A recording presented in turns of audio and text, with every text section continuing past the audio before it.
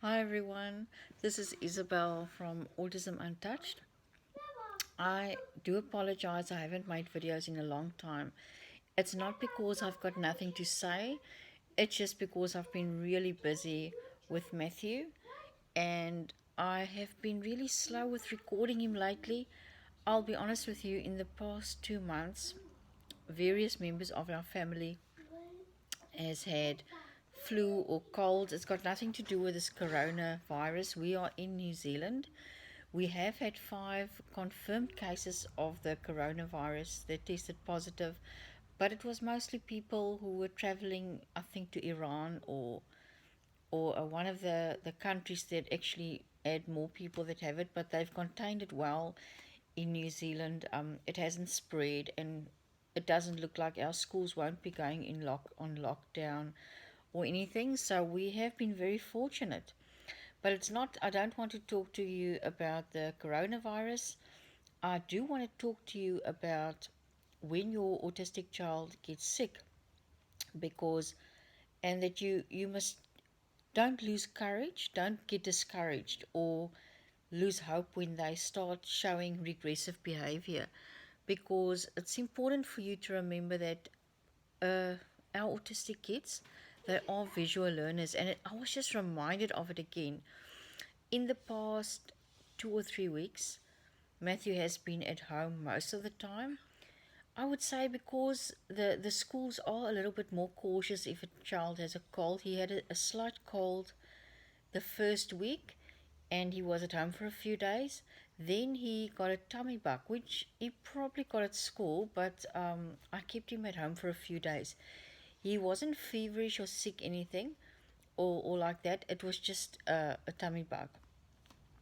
And what I noticed is when he started out in the beginning, first few days of the bug, it was really bad, and he started forgetting the things that he has learned. Like, like I said, on this channel, we can talk about anything. Mostly, it was his toilet manners, how to wash his hands a certain time, like after he's gone to the bathroom, how to use clean and good habits in the bathroom. I'm going to put it to you that way. And he sort of just lost track of it. So I made a short video for his speech therapist to show her, and I'm going to share it with you as well. But the advice I wanted to give you is, if your child has a flu or they've got cold or they've got some other bug, or they are showing regressive behavior, for instance, they're doing something, it's happened. Matthew's not excluded of, you know, he's got days where he has challenges too. He's not excluded of making mistakes. But what I've learned is it's the way you handle regressive behavior, it's the way you or yourself allow yourself to work through it and to deal with it in a way that you think is fit as the child's parent. Because what I did was I started thinking, why is he not doing the things that he's been taught to do? He's going back to behavior he had before he learned how to, was toilet trained and things like that.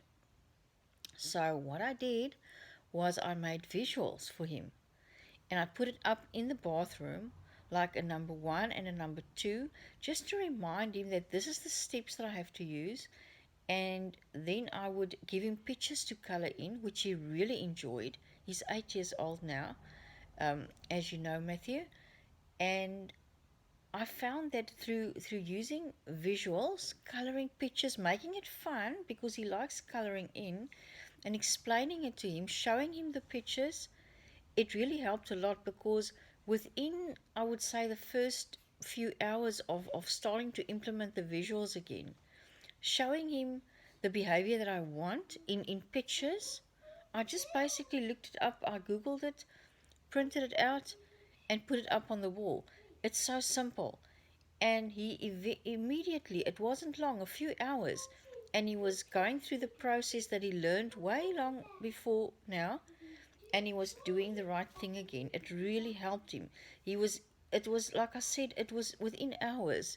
He became independent again, could go to the bathroom by himself, help himself, clean himself, wash his hands properly. It was really just a matter of him being reminded of what he should do. So when you have an autistic child and they start showing behavior, maybe habits that they had before, don't, again, don't listen to the naysayers. Don't don't upset yourself. First of all, because when you are upset and you feel discouraged, it's not good for you, for your mental health, and it's not good for your child either. And it's something I had to quickly realize because I'll be honest with you. Once Matthew started showing regressive behavior, I immediately felt, oh no, are we going back to this again? I felt discouraged for a bit, and it's okay to feel discouraged. But I told myself, wait a minute, I've used visuals before for other things and it worked perfectly. Let's use it again. And I didn't have the speech therapist at my side because he was at home for a while to help me print out or come up with things. So sometimes you've just got to sit and think, what was it I did before that worked? And start thinking outside the box. Google some pictures. I just took a chance and it worked. And that's what I want to encourage you. If you come to a point with your autistic child that you feel, I thought we were over this. Why is he doing this again? It doesn't matter if it's a habit or what it is, because I've seen with Matthew, as they get older, autistic kids, they do have a better understanding, and that's why I want to encourage you of how things work and what is acceptable and not acceptable. They just need us to guide them. Sorry, that's all it is. So I just wanted to share that with you, that I don't want you to get discouraged with all this talk of viruses and having to self isolate. Well, I think with an autistic child, you often self isolate, not because you want to, because that is the nature of how our children sometimes feel. But yes, don't give up hope if you see regressive behavior. Go with it and implement the things that you know worked before. Try it again. It doesn't matter if it's something that you've done a few times. Don't give up hope. You will eventually have the fruits of what you've taught your child. I've seen this with Matthew. Thank you for listening. This is Isabel from Autism Untouched.